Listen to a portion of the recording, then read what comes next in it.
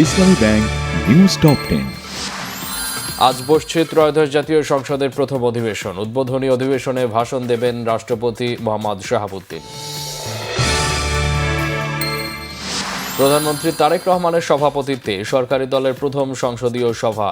Speaker, deputy speaker নির্বাচনের দায়িত্ব দেওয়া হয়েছে সংসদ নেতাকে, জানালেন স্থানীয় সরকার মন্ত্রী।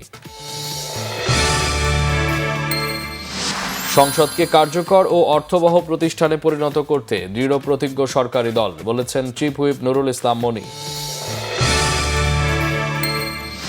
বিরোধী দলীয় নেতা ডাক্তার শফিকুর রহমান বলেছেন, জুলাই সংস্কার প্রস্তাব বাস্তবায়নের আগে বিচ্ছিন্নভাবে ডেপুটি স্পিকারের পদ নিতে চায় না তার দল।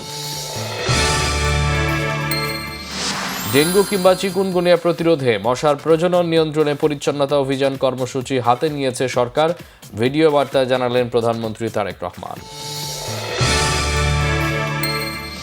আর যাতে কোনো ফ্যাসিস্টের উদ্ভব না হয় সে ব্যাপারে সবাইকে সতর্ক থাকার আহ্বান এলজিআরডি মন্ত্রীর। মব সংস্কৃতি রোধে গণমাধ্যমের ভূমিকায় গুরুত্ব তথ্যমন্ত্রীর।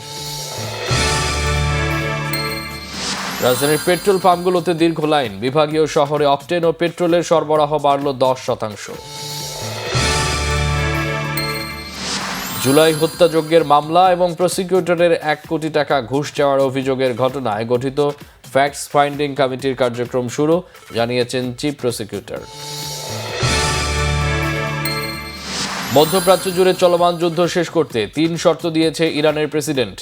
ভবিষ্যতে হামলা না চালানোর বিষয়ে আন্তর্জাতিকভাবে নিশ্চয়তা দিলেই যুদ্ধবিরতিতে যাবে তেহরান। প্রথম ওয়ানডেতে পাকিস্তানকে 114 রানে বেঁধে 8 উইকেটের উড়ন্ত জয় বাংলাদেশের। মাঠে বসে খেলা উপভোগ করলেন জাইমা রহমান।